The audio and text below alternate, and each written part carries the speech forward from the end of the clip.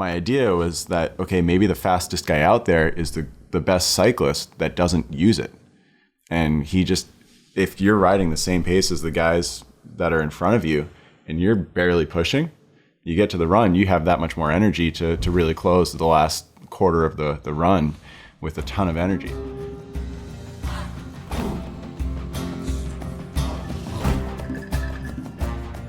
That was Marc Eves, and this is the Yogi Triathlete Podcast. Episode 23 is what we're bringing you today, and it's a twist on our monthly Ask the YT show.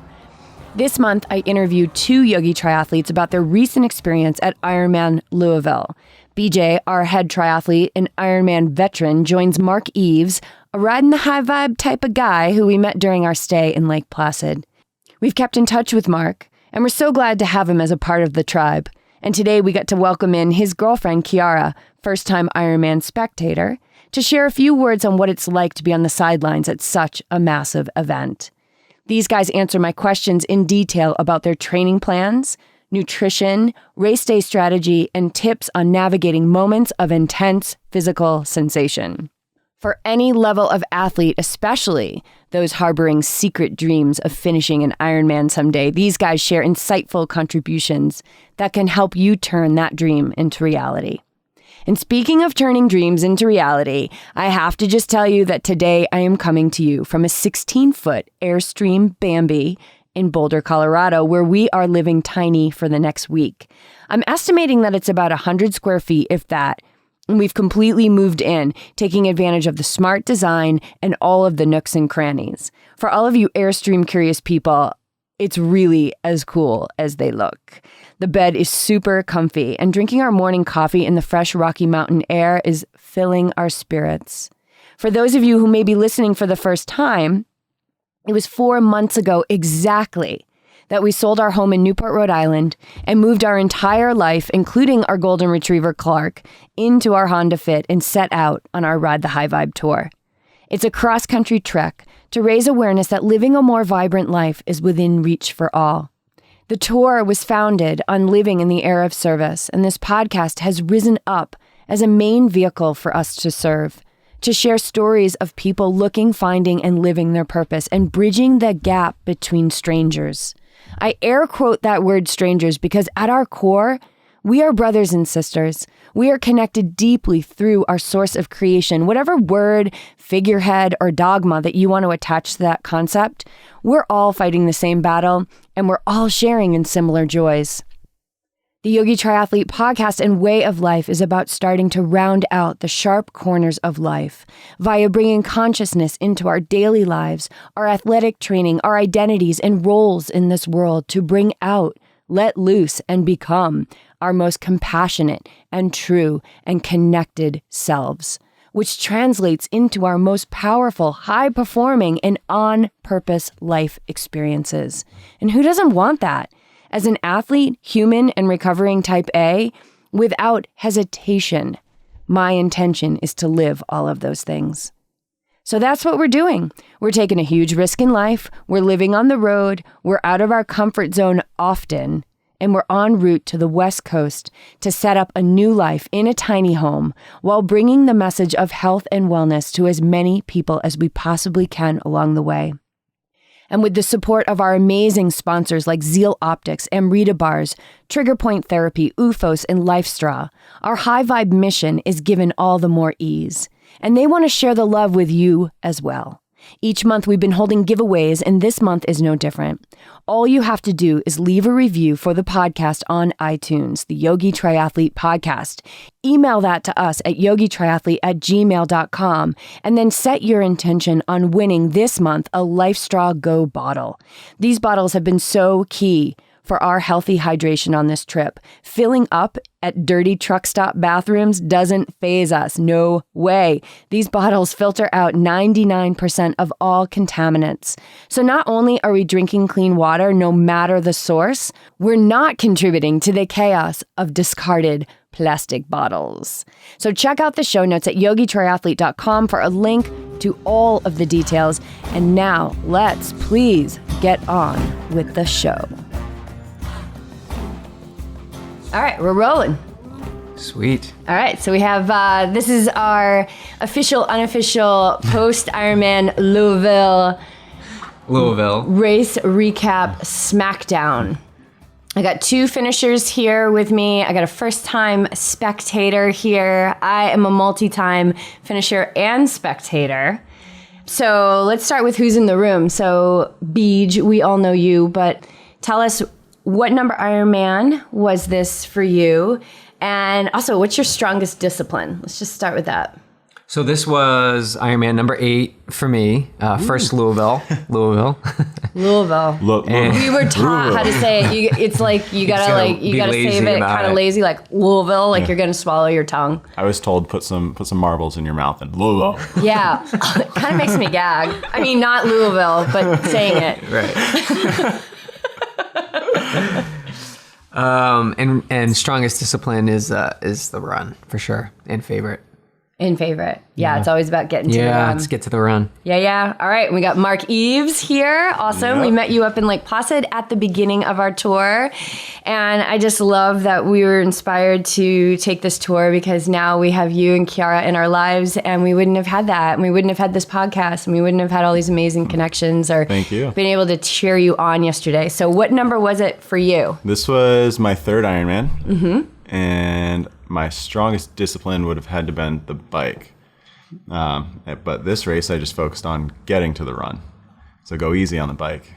Is that a new thing for you? New thing, and it worked well. I love. Can you say that again, please? Can you just say that again? Go easy on the bike, get to the run, and it works well. Nice. So that paid off for you. Yes. Awesome. And Chiara is also here, Marc's girlfriend, and this is your first time spectating at an Ironman. And so one word to describe that. Tiring. Yeah, exactly. You seriously might want to consider doing an Ironman because it's a lot easier than spectating. Although yesterday I felt like that was my best. I felt like for me, it was my best spectating experience as far as managing my fatigue.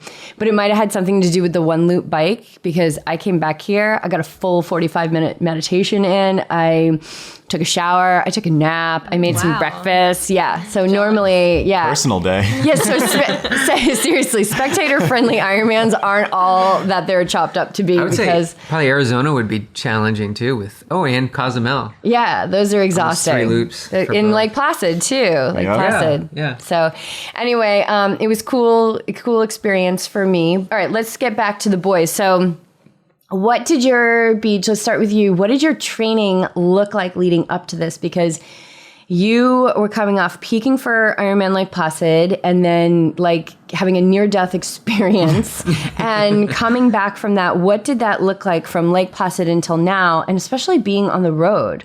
Yeah, that was extremely challenging. I think I put a lot of effort into the lead up to Placid, even in the off season.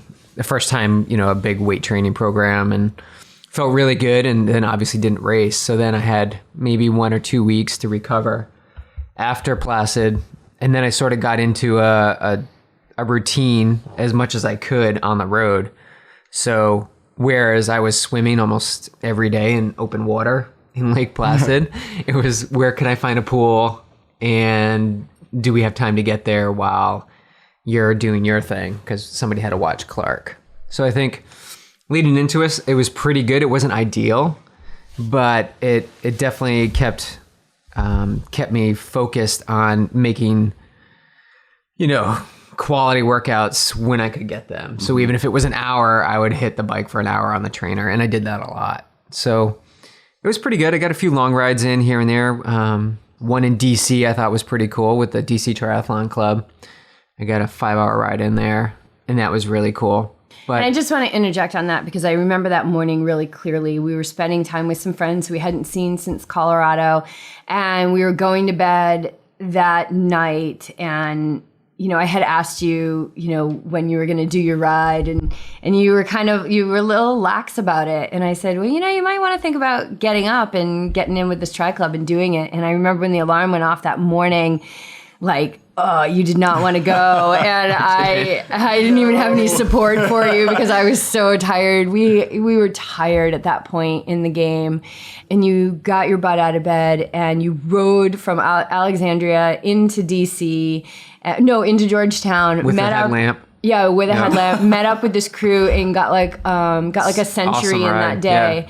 Yeah. And met a new friend and connection that we're now connected with. And I felt like, they say like your life sometimes boils down to like a few really potent moments. And I feel like as far as training goes, that was a really important day for so many reasons. And if anything, the mental piece, would you agree with that? Yeah, for sure. Just to get out of bed when you're on the road, it's not your bed.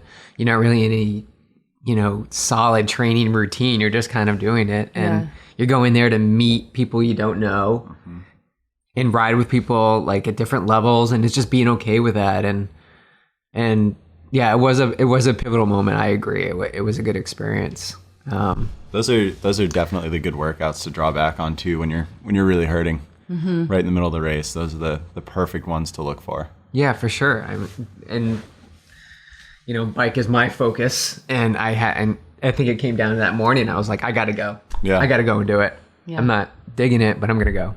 Yeah. And then what would you say training on the road was the most challenging, the swim, the bike, or the run? Like as far as getting all those workouts in? I think the swim is really challenging because you got to find pools that are open to guests coming in without a member. I remember we got to Princeton and we were like shut out of pools for a while. But Clark is climbing over everyone. He just wants to be a part too. There he is. Getting a sunny spot. So I would definitely say the swim. And, the bike a little bit too. It depends on where you are. The roads in some states are not friendly to bikers. All right. And then what did your training look like leading up to this? How many months were you training for this? Is this the only Ironman you did this year? Only Ironman I did this year. I have only done a half Ironman in Atlantic City, which was a training race to get here. And that was 3 weeks ago. And then I did the mini tri as often as I could in Lake Placid just to go through the motion of transitions and turn it into some speed work. But yeah, this was the plan for this season was just to do an end of the season race to give myself the full summer to train for it. And I didn't get as much training in as I would have liked to, but leading up to it, I mean, the one big ride was my 100-mile ride. And I did it kind of as a tempo ride for the first 4 hours worth of it. And then when I got to the end of it, it was pretty much just a slugfest to get all the way back home. And got home, opened up the front door to let Snowball out. Chiara was just coming back from work. And she finds me just laying on the porch, petting Snowball on my back with her licking my face over my head. I've found BJ like that several times after training, but you remember that one year that you were training and you had a few moments where you just come home and cry. Yeah. Those ones really hurt. And they all add up. Yeah. Like there's no wasted experience, right? So it makes me think of, I quote this book all the time, the Bhagavad Gita, which I love this book for athletes. It's an ancient Indian spiritual text, and it's basically the battle of the mind, right? The everyday man and the battle of the mind. Yeah. And a quote in there is like, no effort on this path, on the spiritual path, or no effort on this path to train your mind, to be the master of your own mind, is a waste. And I think that that's the same thing with training, is that year after year after year, there is no waste. It's not like you start again fresh. Even if you take the winter off and you gain a few pounds, like there is no wasted effort here. And it's just keep remembering that, because you will pull on those experiences when you're out there and it gets tough. All right, let's change gears to nutrition. What was your nutrition plan yesterday, and how did it go for you? So this year I am racing with Team Patriot Multisport, and we work with Infinite. And this is my first year trying it. I've always done on-course nutrition, taking a bottle and a half of Gatorade per hour, and then supplementing with a little bit of water here and there. And then I would actually eat potatoes that I had baked or boiled the night before and put some salt on them and put them in a Ziploc bag. And so the combination of that was my nutrition prior. Then this year, I worked with the team at Infinite, and they came up with a custom blend that works just for me. And all I had to do was drink just Infinite all day and a little bit of water just to get in the correct amount of fluids that I sweat out throughout the day. And it actually worked out really, really well. It's the first time I felt like I was fully prepared for my nutrition and never had any major issues, like feeling like the stomach sloshing around or any nausea. I felt pretty good throughout the whole day on nutrition. Actually, I was really, really pleased with how it turned out. And how early on in your training did you start to practice your nutrition for race? I pretty much started always, really. Yeah. I mean, after most of the races, Ironman tends to leave behind a lot of Gatorade. Mm-hmm. And so last year, I managed to get a few cases of Gatorade after Ironman had left Lake Placid. Mm-hmm. And so I used that throughout the winter. And then as soon as I ran out, then it was time then I started racing with Patriot and picked up a couple bags of Infinite, started trying it, tweaking a couple things here and there, trying a new formula, and then eventually got it to the point where, like just a couple weeks ago, I got it just right. And so now I finally have it dialed in, and I can just keep kind of re-upping the order. But yeah, I mean, it's anything over an hour, I'm always practicing my race nutrition. Yeah, that's how we are too. Like anything over an hour. And sometimes even for an hour workout, we're doing fasted workouts if it's the first thing in the morning. But I think what you nailed in what you were just describing there is how important it is to start training with your nutrition, because you went through a few rounds of fine tuning it. And it was just until a couple of weeks ago that you really nailed it down. And so you can't just enter taper and start playing with your nutrition. Like it is such an important piece, because I've had Ironmans where I had one Ironman, the first one, where my nutrition was a disaster area. The only advice I had was eat as much as you can on the bike. So I was just like chowing, like bananas. I just ate. Mixing and matching and just eating. And it was terrible advice. And but it was my own fault for not seeking anything else. And after that race, the beauty of that race was like, I'm never going to experience that again. I thought I was going to die. Yeah. And I've had spot on nutrition ever since, like just not an issue. So speaking of not an issue with your nutrition, BJ, you were saying last night that you had just totally nailed it. So what did your nutrition look like? Well, before that, I just want to, so on the run, we're using Infinite too? I was. Okay. Yeah, I've previously had issues with my throat closing up in hot races. And so I've tried a million different things. And I actually started using a Camelback this year. And so I carry water with me on all of my long runs so that I could test out cold water, warm water, Infinite, plain water, anything, and adding food, not adding food. And the Camelback with Infinite seemed to do it. And so I used that for the race, even though it's kind of like what would you call it? Like not nostalgia, but a no-no to wear a Camelback in an Ironman. But it worked. Yeah. And that was the important part. I think there was a Kona age grouper last year who wore that Camelback. Yeah. So which one do you use? Because a lot of people want to be comfortable when they run. They don't want it sloshing in the back. And I don't remember the exact name of it. I think it's one of the ultramarathoners, but it really has minimal pockets. It's like a pocket for a dog leash and then a 2-liter Camelback. Mandatory. Yes. Mandatory, That's pretty much of it. course. All right, well, if you can find that online, we'll throw it in the show Sure. notes, because I am working up to my first ultra. Nice. And so I'm going to need some something. Yeah. I'm going to need something. Right now, I just need to find a pair of shoes that don't hurt. So that's where I'm at. All right, Beej, your nutrition, go. Yeah, so this is the first year. I was same with you, Mark. I use Gatorade and what's on course. It's so much easier. And if Gatorade works for you, there's no reason why you need to carry the extra weight on your bike and just grab what's on course. But for the first time, I wanted to just get away from that sugary mouth feeling a bit. Yeah, we kind of had it. Yeah. We started to we've had it. Phase it out. So with Team Trigger Point, where we use Scratch Labs, which I've never used before. Great product. And the whole concept behind it's vegan, which is good for us. but it's just, it's you don't have that powerful sugary content, and it doesn't have a lot of calories, but it has the sodium, it has a good mix for you. Mm-hmm. And so I started using that about a month ago. It wasn't, or about a month and a half ago, and realized that it worked really well for me on the bike. Can you talk about the calories involved in that? Yeah, I think it's like 60 or 80. Or 80. Yeah, it's not that much. Whereas with Gatorade, you're getting 160, 180, I think, per bottle at least. So it's definitely less. So you need to supplement, and they have products. But my plan is always on the bike. I use Amarita bars, which are plant-based bars, really clean, gluten-free, soy-free.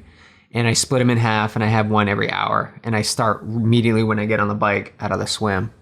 And they seem to digest well. I had 3 full bars yesterday, plus Scratch Labs, and 2 half bananas, just to kind of mix up the taste in your mouth.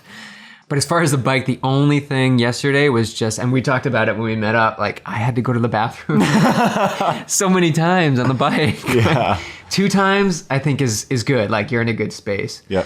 But I think with the cooler weather, I had to go at least 5 times. And one of them I had to pull off and just, all right, I gotta get it all out. Yeah. Like peeing on the bike, you get most of it out. Yeah. And you get a bike again. Well, and you don't have, like, the thing I love about peeing on the bike in Lake Placid is, like, you hit a big descent, you kind of look behind you, nobody's there, and, like, it's perfect. But here, where you're not having a lot of, it's a little bit more difficult. So. I saw a lot of people out there, though, peeing on the bike. Yeah. Like, they were pulling to the side and their legs. So I'm getting better at it. I mean, these are all first world problems. But if anybody has some really good tips about peeing in their pants, we are always open to them, especially peeing on the swim, which I cannot do at all. No problem. 11 years and I still can't do it. You got to do it before the swim.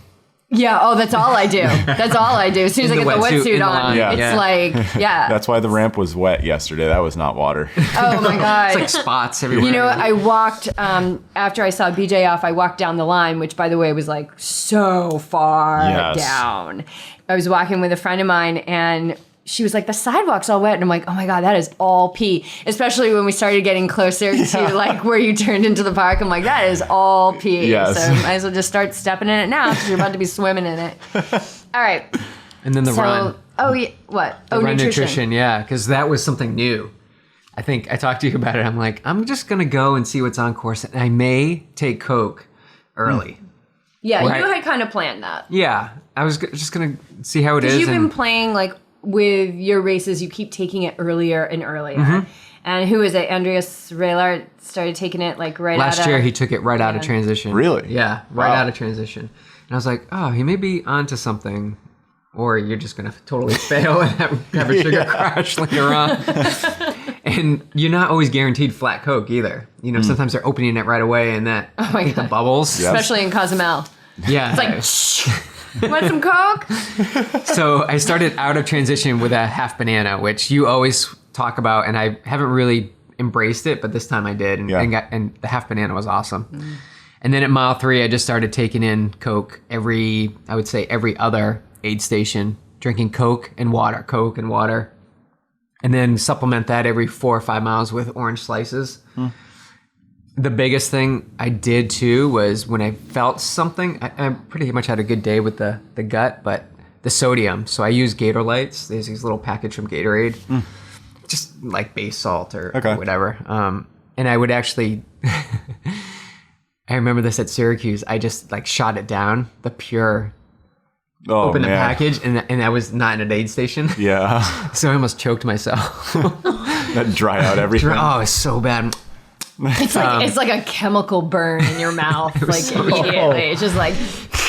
So this time at mile 9-ish, I poured it into a cup of water and sipped that down. Okay. And then at mile 19, I did the same thing. And then mile 22, I gave base salt a shot because that's where they were. Yeah.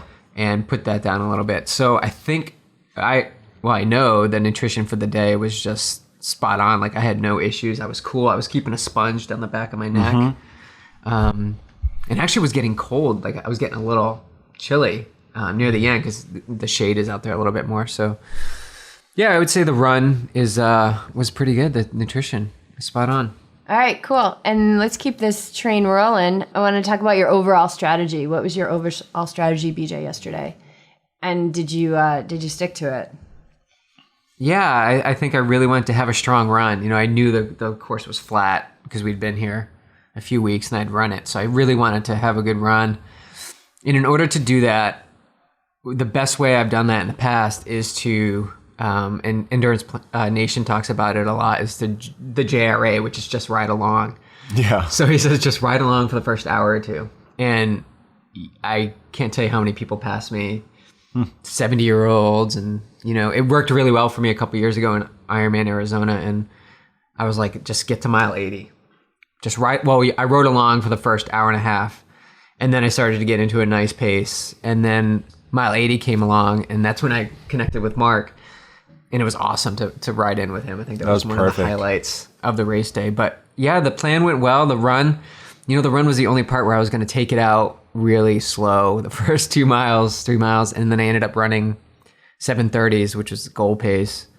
But I felt good and I wanted to just go with it. Like I had a session with Meditator Bob, my meditation teacher, last week, and he texted me before the race and he said, run like the wind.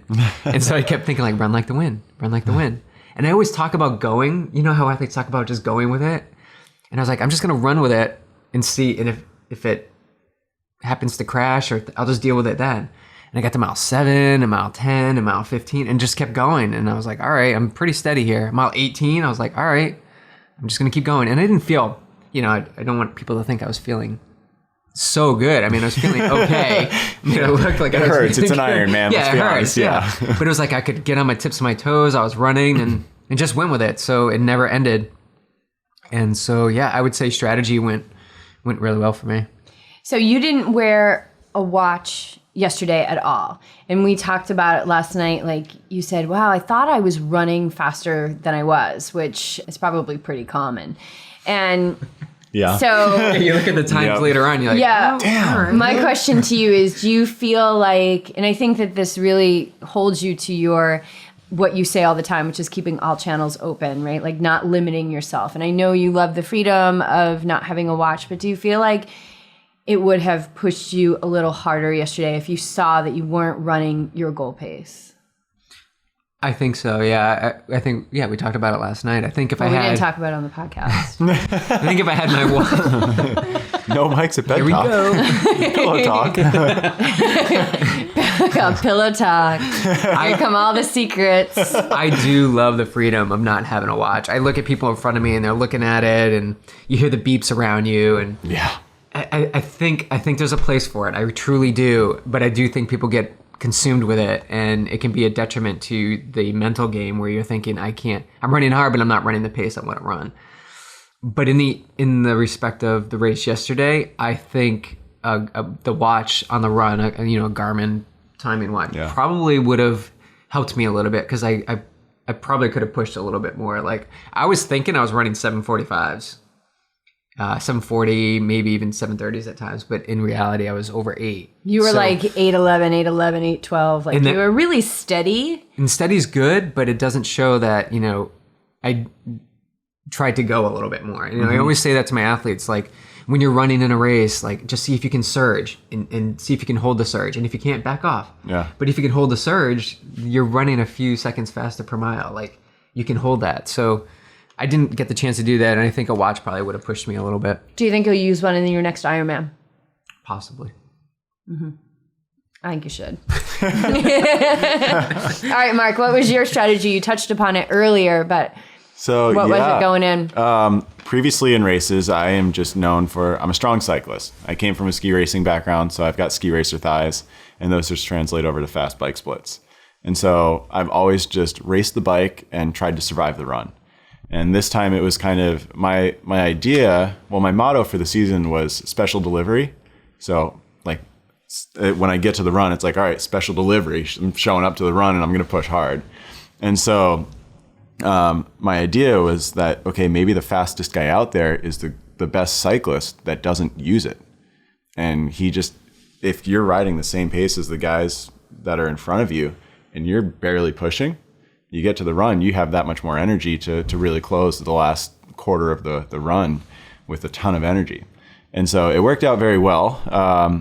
Rode through the whole bike. And then right when I saw BJ at mile 80, we were going through an aid station. Of course, it's like the worst place to actually see somebody, because I went by, I was like, I think that's BJ up there. And I'm just cruising along, and I grabbed a water bottle, was drinking a little bit, and then he slowed down to grab something else. So I just went around and was like, hey, on your left. And as I went by, I looked over and I hit the rumble strips in the center of the center of the road. He's like, whoa, whoa. And I'm like, okay. And the water's just all over the place. Marc's here. Yeah, like, bring it back over. I'm like, hey, BJ. Like, nice to see you out here. And so we ended up riding the last few miles in, and it was really nice having BJ right there for the last 10 to 20 miles or so, because it was all downhill, and coming from Lake Placid and ski racing, I mean, I don't touch my brakes on the downhill unless there's something really rough ahead of me. And so I usually just fly on the downhills. And so I started to ride away a little bit on the downhills, and then we got like 5 miles later, and BJ's right there with me. And I'm like, oh, perfect. All right. Could just hang out with him for a little while, get through the flats, and we were talking about peeing on the bike, and there was like a little bit of a downhill section. I like stopped and like tried a different method of like putting one leg down, twisting the bike to the side, just to try and like let it all fly out one side and not hit the drivetrain. And like I look up and BJ's gone. It's like, oh, now I got to work a little bit to go catch up to him again. So yeah, then I know for myself at least the last 10 miles or so were just, I did not have the energy I had when I hit mile 80. I felt amazing at mile 80, like I had just started the race. And then as soon as we hit those last 10 miles, just kind of dragged along. It's like, man, I really want to get off of this thing by now. And so got to the run, and we actually went through transition pretty much together. Yeah, I saw you come out of transition. You were like, BJ's right behind me. Yeah. So exciting. And it just felt so good to get off the bike. I mean, I just felt like I was flying through transition. I was running so smoothly. Nothing was really cramping up. And got my bags, went through, changed into some fresh socks, which was a lifesaver. And just grabbed my Camelback, hat, glasses, took off running. And my goal for the run was first lap, just stand up straight, straighten your legs out as much as possible, and try to use the least amount of muscle as I can. And just like super fast feet. Yep. Nice and light. Yep. Mm-hmm. Made it through, like felt fine going out till almost a quarter of the way to the turnaround, then started to slow down a little bit, which I think looking at most of the run splits, that's where most people slowed down. It got a little bit of uphill in there. Not much, but just enough to slow your pace down a little. And then made the turnaround, and BJ had already passed me by then. He was flying, and came back into town, saw Chiara and my parents right before the finish. There's a little one city block that we have to run around where you can either go to the finish. Yeah, right by special needs. Yep, or pick up your special needs bag.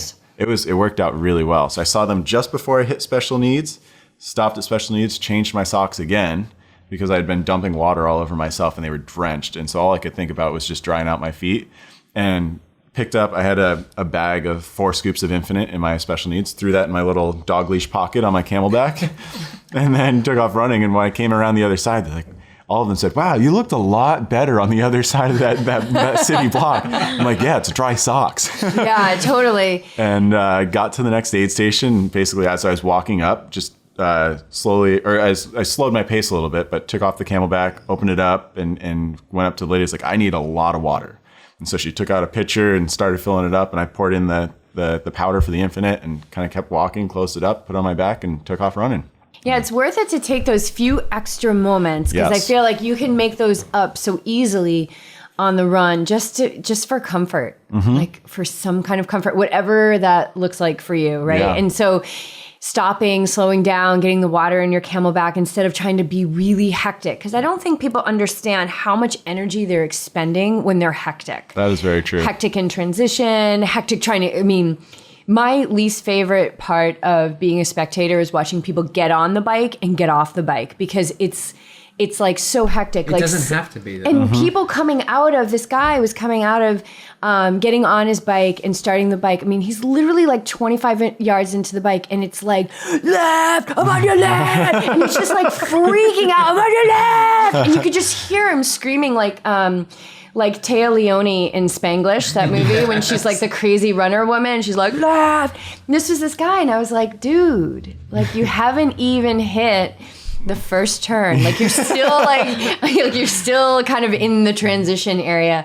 And it's like, whew, like is going to spike your heart rate so much. And so it's just being really, it's being calm. It's like standing. I always think about this moment when we were in Lake Placid, staying at the Northwoods Inn 2 years ago, and there was like a 5-alarm fire across the street. Literally like across the street. Yeah. It's like, it was insane. Yeah. And I remember just seeing like all the energy and everything that was happening, right? So like coming out of transition, everything that's happening in a race, and just being calm in that. Yeah. Like just being calm in that and being in charge of your energy is so important. So stopping and getting like methodically getting the water into your Camelback. Absolutely. Like just take those few moments. You can make them up on the run later on. I always try to, another motto for the run was just keep moving. Totally. You were talking about bad advice before.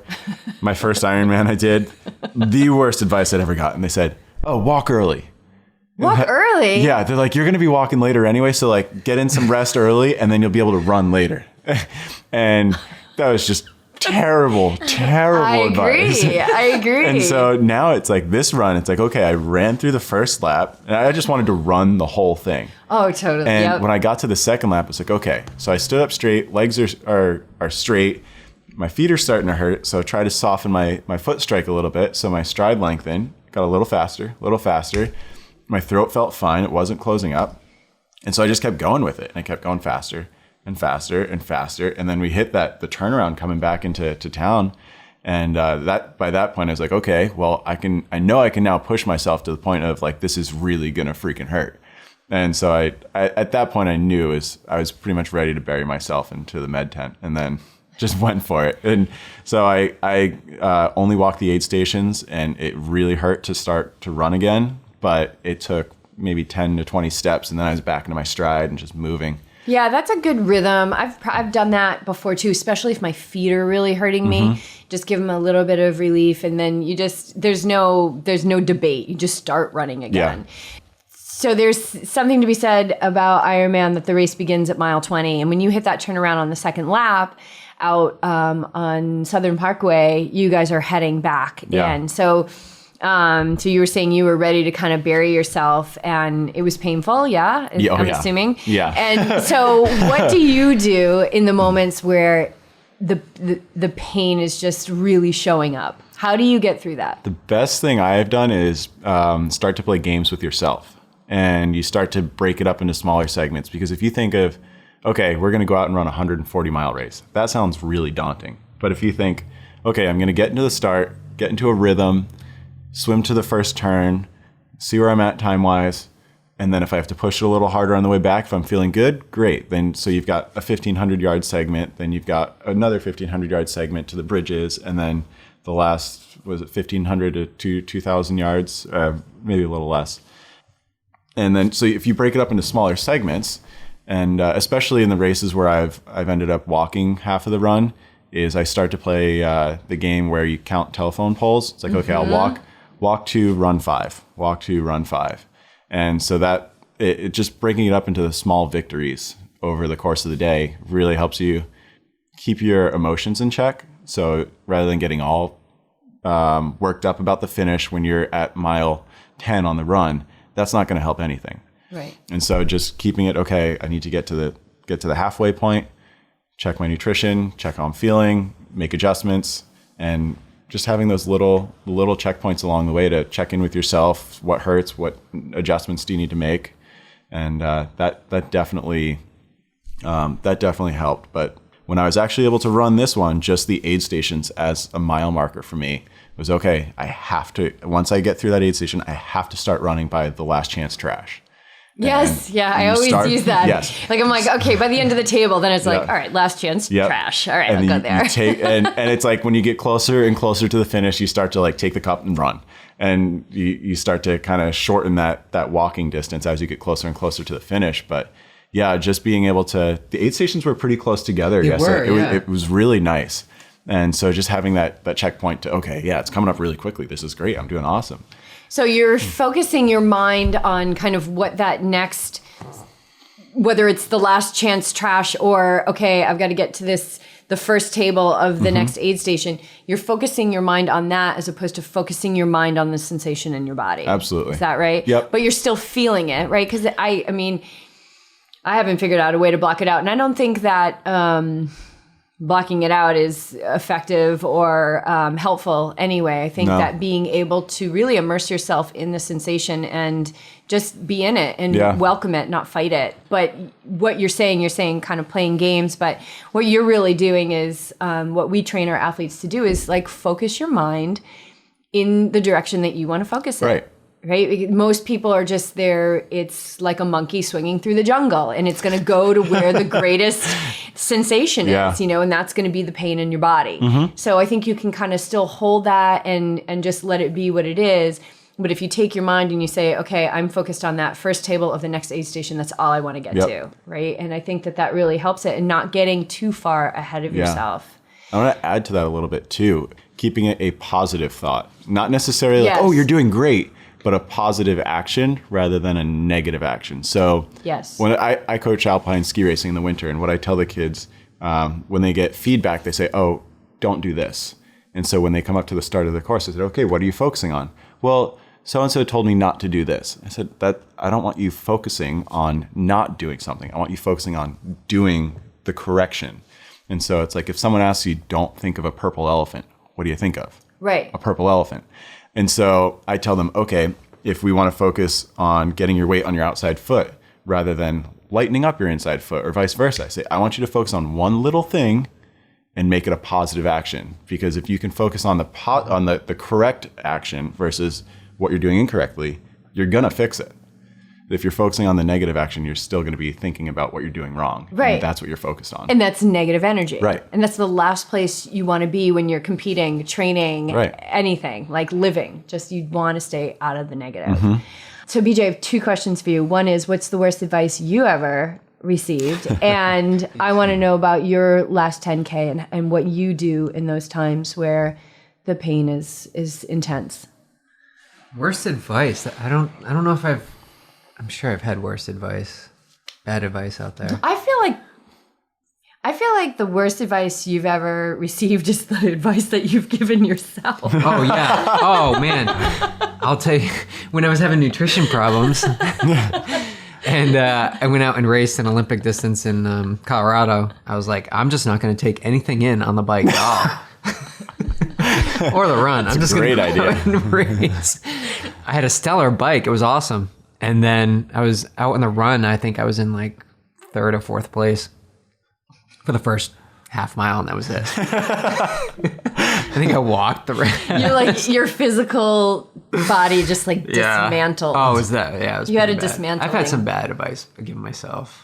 But you're the thing that I love about you as a coach, as an athlete, like you're just so willing to go into it and jump into it, you know, like, and see and be willing. You know, we interviewed Maggie Rush, and one of the things that we talked about in a blog post of hers that we just recently shared was that she's willing to fail. Like, I love that. Like, you're willing to go out there and just try something that, you know, may not seem logical to you at the time. Maybe that seems logical, but now you know for sure that that's not a great idea. It's definitely not good. Okay, so would you say that's the worst advice you were ever given? I'll stick with that one. Okay, all right.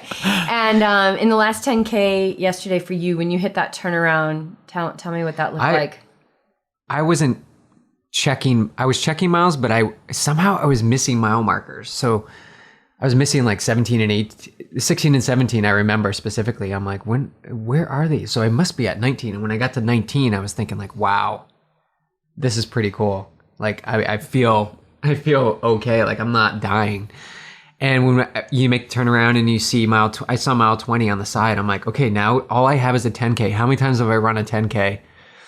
And yeah, sure, my legs were like hurting, but it's the mental game, as you talked about, and it's like just really embrace it. Like, this doesn't hurt. It hurts, but just embrace it. Like, it's just the thought. Like, just keep up with your pace and don't slow down. So when you get to those final 6 miles, it's don't slow down, whatever you do.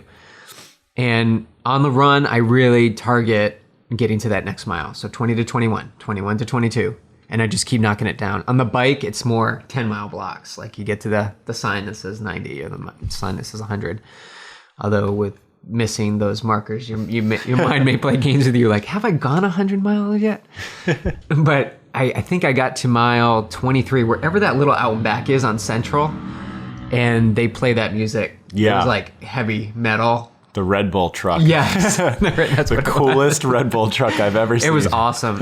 When I got there, I was so, I don't know, energized. And you only have a 5K to go pretty much after that. And you're heading, it's a net downhill back into town. So it was pretty awesome. I just kept targeting every mile. And then I think in that last mile, when I got to 25, I just kept pushing. Well, I thought what was pushing, and I could feel my hamstrings starting to tighten up, because as you start to push, I feel like your body starts to tighten up all over. And I was like, I just don't want to, get close to the finish and have like you pull up because your hammies are screaming at you and you like end up walking in. So, I was very lucky. And you just ride the emotion of the crowd too. I felt myself reaching out to the crowd and the volunteers, and because they're out there shouting for you, and sometimes you're just like all focused, but I was really like giving them high fives. And there was one moment, I think, on the first turn on Central Ave by that Red Bull truck, and they were playing, I want to say, who is it? Down with the Sickness, whoever that band is. Yeah. It might be Disturbed. And it was just getting me all fired up, and I was like giving the guy high fives, and they were getting all fired up because they were getting some athlete engagement. And that's been my whole thing, is like, go out there and have fun and embrace the crowd and the volunteers that are out there, because, they're putting in a long day too. And, a little bit of acknowledgement to them is pretty awesome. And then, because your name is on your tag, like they're calling out your name, like Marc or BJ. And actually you do double takes sometimes, and you're like, do I know you? Family members? No, okay. So that's always cool. But yeah, so I had a really good final 10K. I felt good, and I felt good crossing the finish line and afterwards. I feel good today. All right. Okay. So I'm going to give you some like rapid fire questions here. What were the moments like for you, BJ, right before the swim start? What were those moments like? I would say I was excited. I was really excited to be there. I wasn't nervous at all. It was just, I want to get in the water. I want to get this started. I have no doubt that, the day is going to be great. And I just want to get started. That was pretty much it. What about you, Marc? Pretty much the same feeling. I was just ready to go. And it was a little bit of laughter and kind of funny, actually, because as we were walking down the ramp, there was probably about 5 guys around me that all started peeing in their wetsuits. It's like one of them was like, "Man, I really got to pee," and the other was like, "I just did." Like, "Yeah, me too. I'm currently going." It's like, that's not water. And then the other goes, "Oh, wow, that was liberating." So yeah, I mean, it's just a little bit of laughter to kind of knock the nervousness off of some people. But I've done so many of the swims that I'm strong enough in the water. I'm not a very fast swimmer, but I'm just strong to know that if I get swam over, it's not a big deal. And it's like you just kind of strong arms and create your own space. So yeah, just really excited and a little bit of just enjoying it.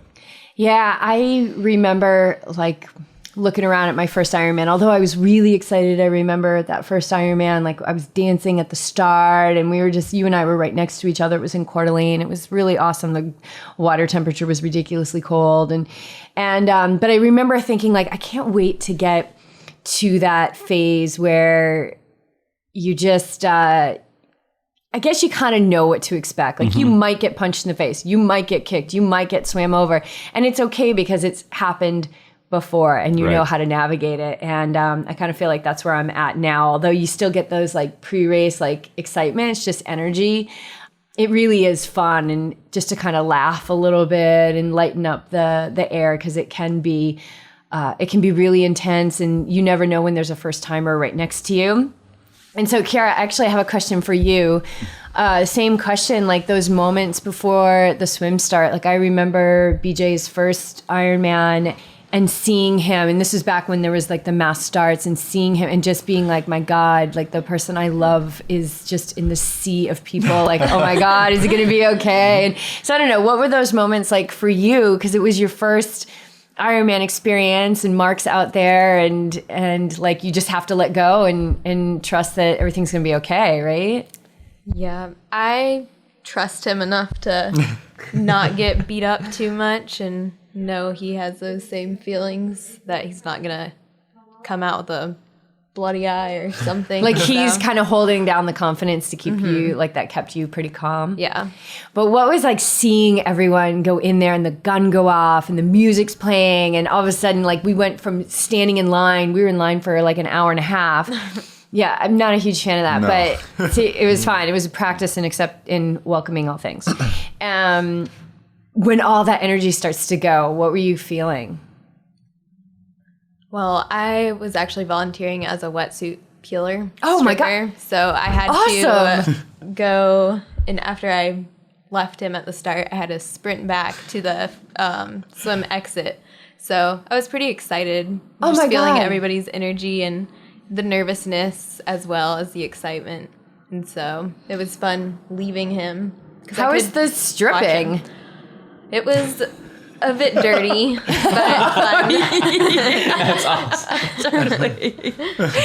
Yeah, you were sprayed with a lot of things, the Ohio River and everything that's in it. And I don't know about your wetsuit, but when BJ's, I didn't even go near it because when I heard the moans of how disgusting his wetsuit smelled this morning. Like it's in the shower right now. It got its own shower. Mine's still in the bag. Oh, well, you'll have to let us know how bad it is when you open it up. Did you get to take Marc's? I did. Oh, nice. Oh, yay. She was the very first wetsuit peeler as we came out of the water. So I'm like still getting my wetsuit off of my wrist and struggling with it. I come up to her, I'm like, I'm not ready yet.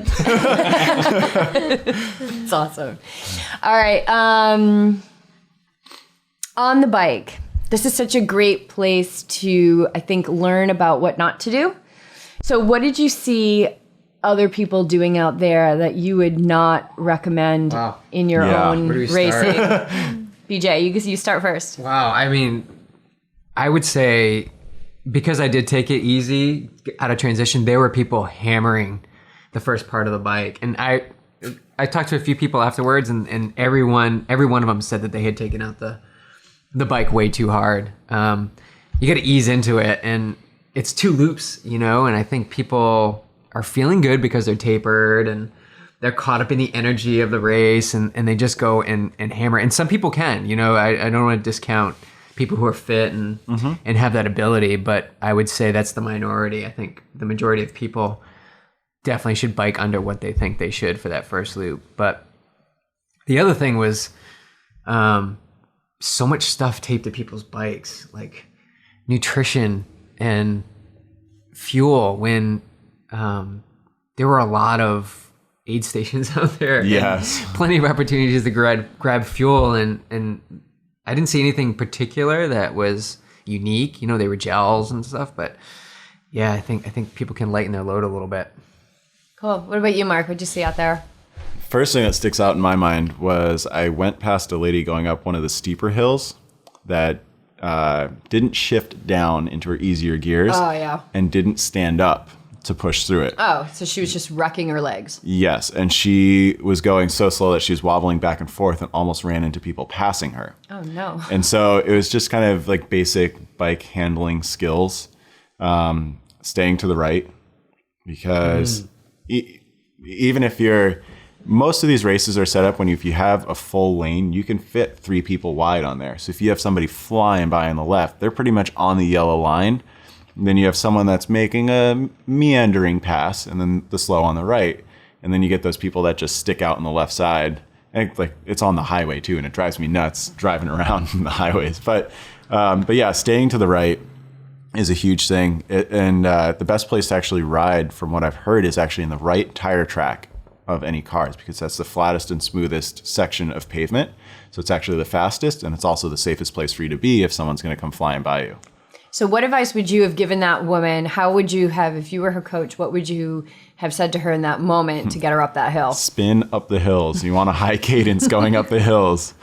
Yeah, and it depends on the hill, but like coming from Lake Placid, they're all pretty long, drawn out climbs. So you just shift up really early and just keep your cadence going as early as possible.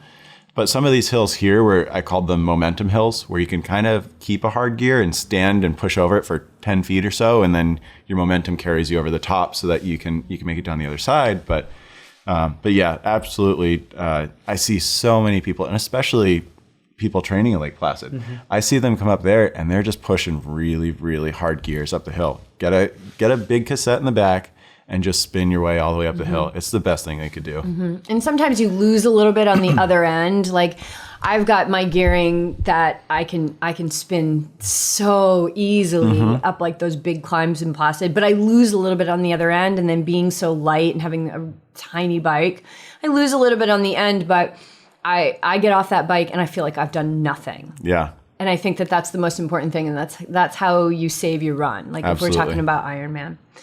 All right. So I want you to share some advice. Let's say a veteran, somebody who's done Ironman before, right?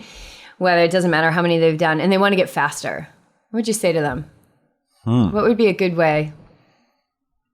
I think it's all very personal. Because I've tried a bunch of different training styles where I've tried hard intensity, low volume. And then this year I tried low intensity, high volume.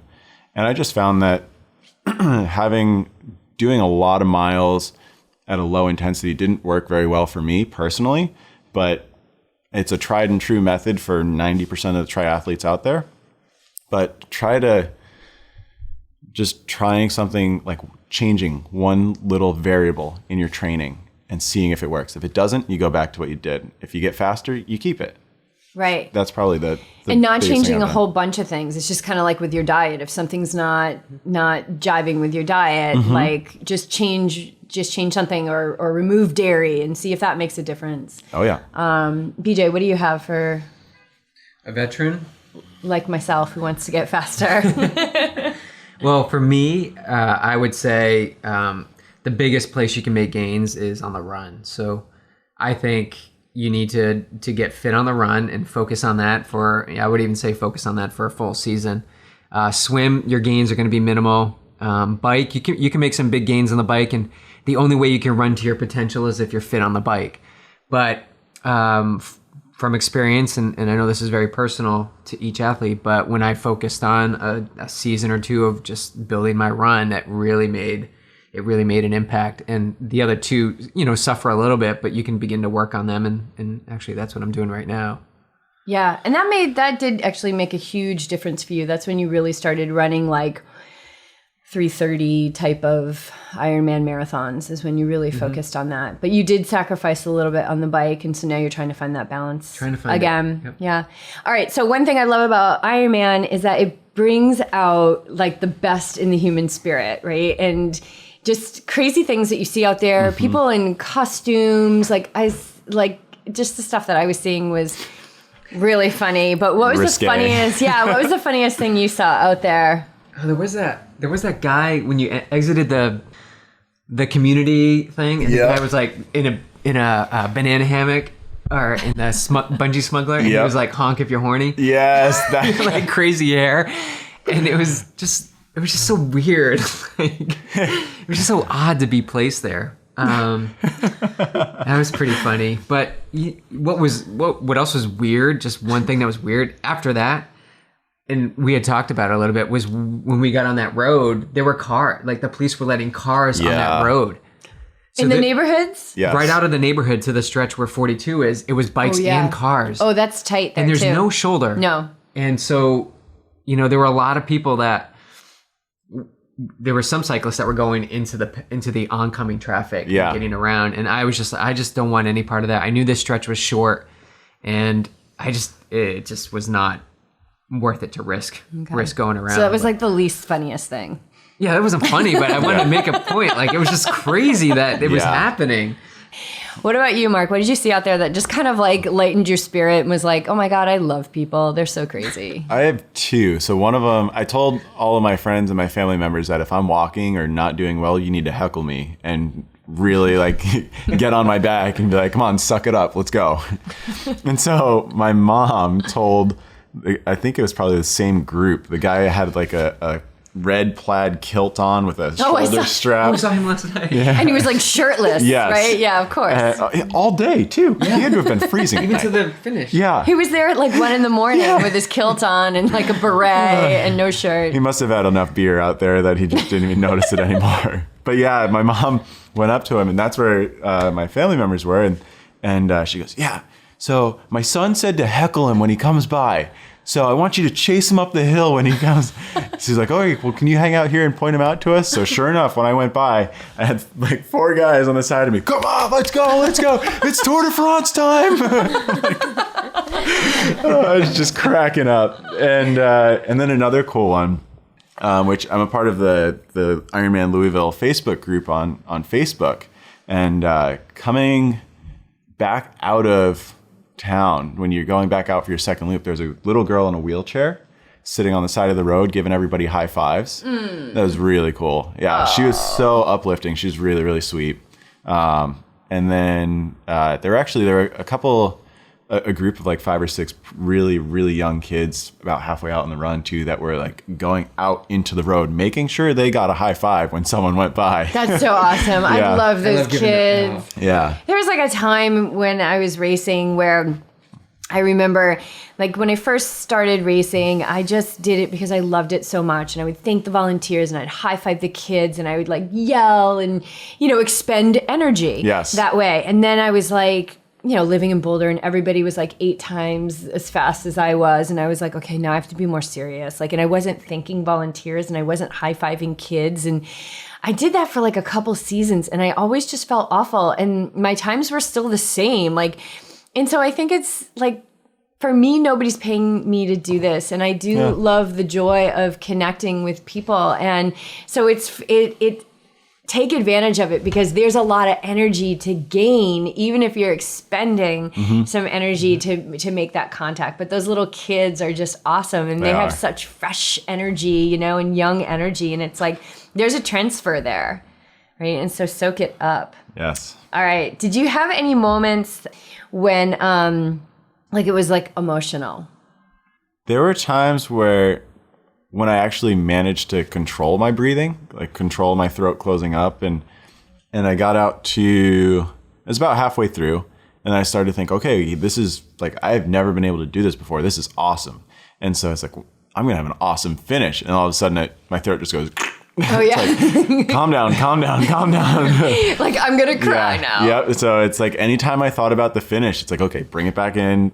Just keep it focused on what you're doing right now. What can I control at this moment? And so pretty much anytime I thought about the finish or like going past my family members, those were kind of the parts that got me choked up. But I was very quick to bring it back to focus on myself at that point. There's a gift in there for you to like, that's like teaching you how to just really be neutral. Yeah. Which is such a big skill. What about you, Beach?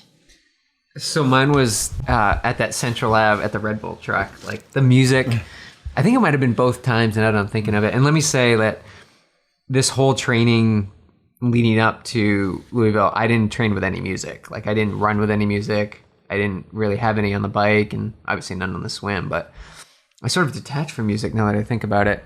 But it's such an emotional part of your training because you can definitely push yourself and ride that vibe through some hard sessions. And so when I was passing that Red Bull truck, the first time was a Disturbed, I think, song. And I was all like juiced up and I'm running around the corner and the volunteer there was getting fired up too. And as soon as I passed them, I kind of got like all emotional. I started thinking about you and I started thinking about Clark and like this whole journey we're on. And I was like so close to crying.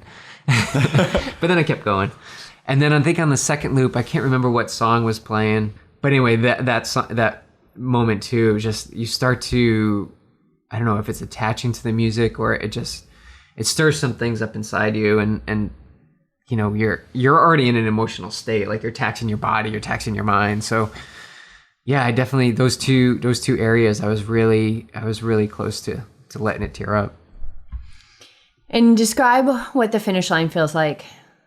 Finish line is so awesome. The more and more I do these, the more I embrace that finishing shoot. And I got I just wanted to be running fast and engaging with the crowd. And I was slapping as many high fives as I could. And you're going down the chute, and when you're the only one, it's pretty cool. And you're just waiting to hear them call your name. And I did one of those fist wind-ups, which I've never done, but I just was like, wind-up? You're just like, whoa. And, awesome. Yeah, it was that guy. That's awesome. But I don't really put the arms over the head. I used to. But getting the crowd. We came home and you showed me your finish, and you were getting the crowd riled up, and I'd never seen you do that before. It's awesome. Yeah, it was. I really, maybe reconnected with my true self in the past year or so. And it was just awesome. You just ride that emotion, and you get to that finish, and it's so awesome. It's just, I don't know what else to say. All right. Well, we're going to be wrapping it up here in just a few moments.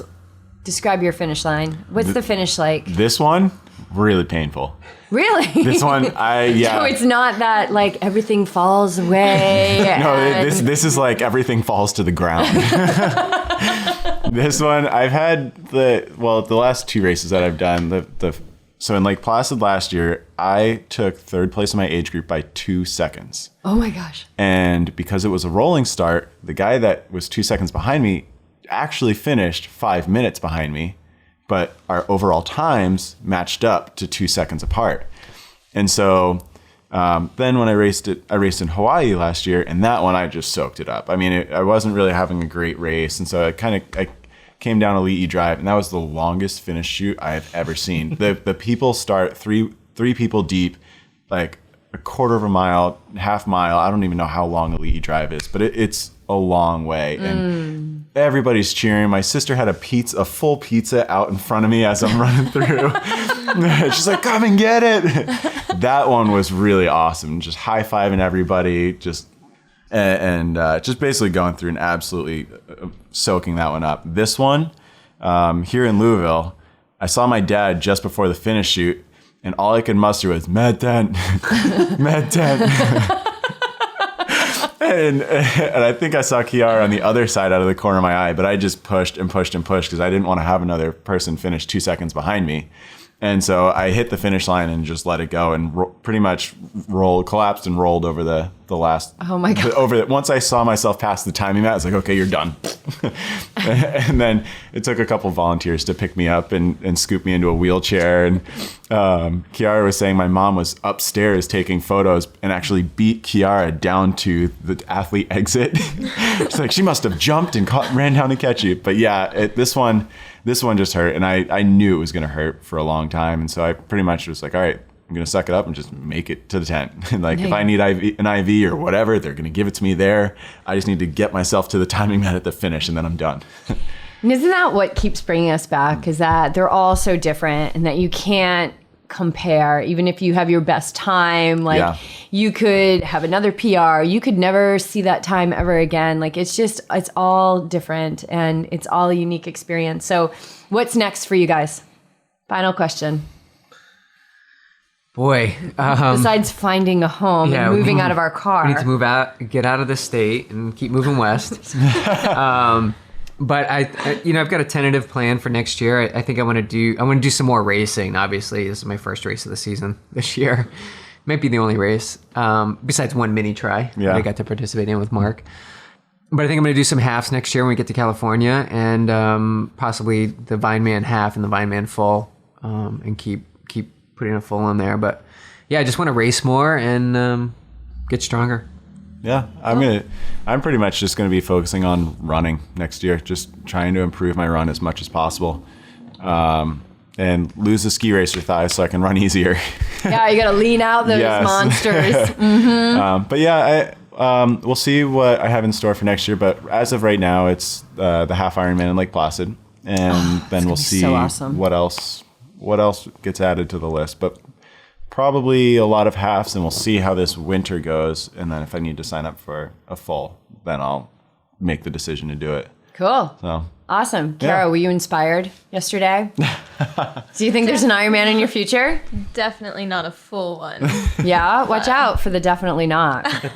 Anything is possible. Not anytime soon. No. Awesome. Well, thank you guys for coming in here and having this little round table. I think it's going to help people a lot. You've shared some good advice from your experience, and yeah, just recover well. Keep it up. Keep moving. Keep getting faster. Keep getting stronger. And keep being a great example for other people. Thank you for having us. That's it. Marc and BJ sharing their Ironman wisdom. Are you intrigued, inspired, wanting more? Well, then just go sign up for one and make it a reality. Listen, I know many people whose first triathlon was an Ironman. Crazy? Maybe. Doable? No question. Anything is possible. But I have to say, I've completed 4 of these 140.6 distances, and never have I done this without a coach. If the Yogi Triathlete podcast is speaking to you, if you are digging our language and the message of high vibe performance is resonating with you, then just know we're building our 2017 team right now. We already have folks signed up for off-season training to stay strong during the winter months so that reaching their goals next season is not such a steep climb. Consistency is everything, so reach out to us and let us know what you have your sights set on. 5K, ultramarathon, sprint distance, Ironman. There's no vision that's too small or too big. We meet you where you're at, and we don't just help you train your body. This is key. We help you train your mind. Every Yogi Triathlete athlete gets a monthly one-on-one session with me, Head Yogi, via Skype, so that we can hone in, fine-tune, and amp up your mental durability. Most people live their entire lives ruled by their minds, flowing in and out of doubt, fear, anxiety, and other vibe-sucking energies. Because I lived that way for a very long time and then found the other side, I can give you the tools to power up and live and race in a flow state. The place where all of the most amazing athletic performances occur and the burden of work falls away. But just like your physical training, it's up to you to execute the plan. We're here to support you and share all of our experience, knowledge, and intelligence on reaching your goals with ease.